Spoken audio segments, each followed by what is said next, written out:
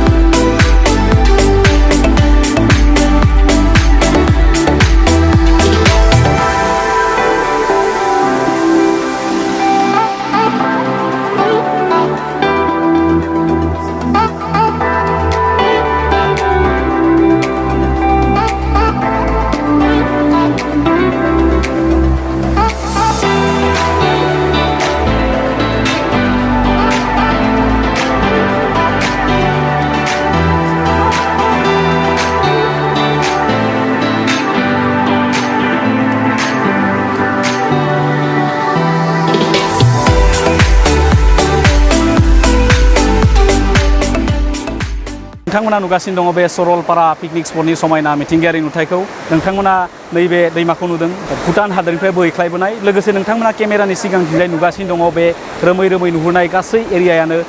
भुटान हादोर लोगोसे नोंथांमोना केमेरायाव नुहुरनो मोन्दों बे न'बथि फिसा फिसा बेनो भुटान नोंथांमोना दिनै नुदों बे सरलपारा पिकनिक स्पटनि समायना मिथिंगायारि नुथायखौ थारैनो बियो जोबोर गोसोखौ बोनो हानायनि गुबै जाहोनानो जाहैबाय बेवहाय मिथिंगायारि समायना नुथाय लोगोसे बेनि सरलपारा पिकनिक स्पटजोंनो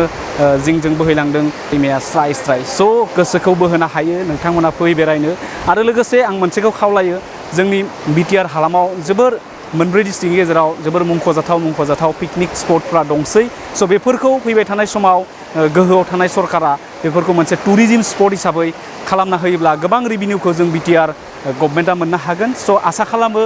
जोंनि गोहोआव थानाय बा गोहोआव फैनो गोनां गभर्नमेन्टआ इयुनाव सरलपारा पिकनिक स्पटखौ मोनसे इन्टारनेशनेल स्टेन्डार्डाइज खालामनो हायो मानो होनब्ला अलरेडि बे जायगाया इन्टारनेशनेल बर्डार भुटान हादोरा जोंहा दंखायो लोगोसे बेनि पपुलारिटिसा बे पिकनिक स्पटनि पपुलारिटिसा ओरैबायदि खम समनि गेजेरावनो गोसोखौ बोनो हादों थारैनो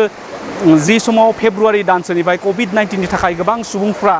खामानि गैयै जादोंमोन लोगोसे न'बथियाव थादोंमोन बे समावनो गोबां जायगानि सुबुंफ्रा बेवहाय थुबुर जाफैदोंमोन बे एरियायाव गोबां जोंनि नेपालि सुबुंफोर दङ लोगोसे बर' सुबुं दङ बेबायदिनो गोबां बेवहाय हायेन जानायनि माखासे सिनखौबो नोंथांमोना नुनो मोनगोन लोगोसे बियो उल्टापानि रिजार्भ फरेस्ट आन्दाराव दङ लोगोसे बेनि खावसे बाहागोआ इन्टारनेशनेल कान्ट्रि भुटाननि स' नोंथांमोना बेसिम बेरायनो फै लोगोसे बेयो जाबाय जोंनि बड'लेण्ड हालामनि मोनसे जोबोर मेहेरगोनां सम्पद मोनसे जोबोर कमार्शियेलि जायखौ इयुनाव मोनसे इन्टारनेशनेल स्टेन्डार्डजों बे सरलपारा पिकनिक स्पटखौ मोनसे गोसो बोहोनो हानाय टुरिस्ट प्लेस खालामनो हागोन होननानै आं सानो स' नोंथांमोना नैबे समाव नुबाय थानाय बे गुवार एरियाया आं दङ इन्डियायाव स' नोंथांमोना नुनो हाबाय बे सरलपारा पिकनिक स्पटनि समायना नुथायखौ बेवहाय नैबे सरलपारा पिकनिक स्पटनि सेरजों बोहैलांनाय बे स्राय स्राय बोहैलांनाय दैमाया भुटान हादोरनिफ्राय बोहैबोदों स' बेनिखायनो बे सरलपारानि मिथिंगायारि समायना नुथाया जोबोर समायना जादों लोगोसे नैबे समाव गोबां सुबुंफ्रानो बेवहाय पिकनिक जानो फैनायजों लोगोसे बेरायनो फैनायजों लोगोसे गोबाङानो दुगैदों मानो होनब्ला बेनि फ्रेश वाटारा बेनि गोथां गाबनि जा दै बेयो गासै नायगिरि बिथांमोननि गोसोखौ बोहोनो हादों स' नोंथांमोना बे जायगासिम बेरायनो फैनो हागोन आरो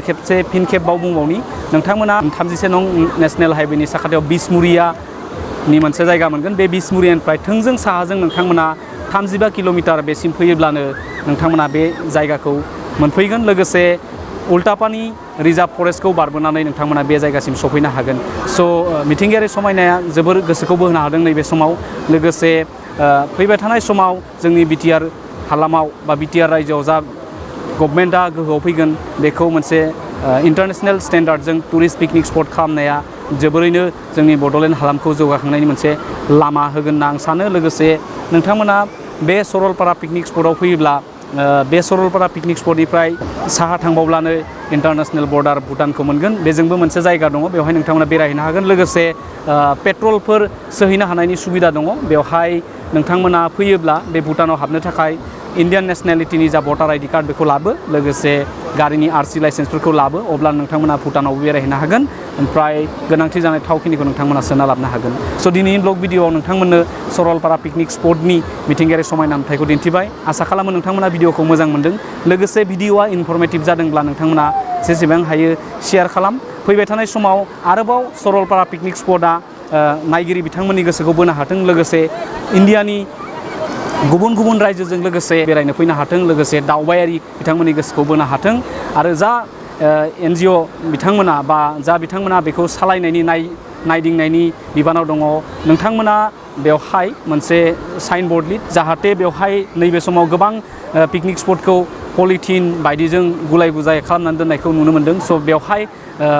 जा नेचारेल समायना मिथिंगायारि नुथाय बेखौ जाहाथे रैखा खालामनो हायो बेनि थाखाय इउज मी बा डास्टबिनखौ नोंथांमोना बाहाय आरो रुल्स लिरना हो जाहाथे बेवहाय बेबायदि पलिथिन प्लास्टिक बायदिखौ गारोब्ला बेवहाय फाइन नाङो स' फैबाय थानाय समाव गोबां दावबायारि बिथांमोना फैयोब्ला जाहाथे नोंथांमोना बे जायगाखौ साब सिखोनै गालाङो पिकनिक जानानै बासन बर्तन बा नोंथांमोननि जा प्लास्टिक पलिथिनखौ मोनसे थि जायगायाव दोनलाङोब्ला थारैनो बे पिकनिक स्पटआ बांसिननिख्रुइ बांसिन इन्टारनेशनेल स्टेन्डार्डाइजनि महर मोनगोन होनना आं सानो। फैबाय थानाय समाव नोंथांमोना महिलारि वाइड एंगल चेनेलनि गेजेरजों माखासे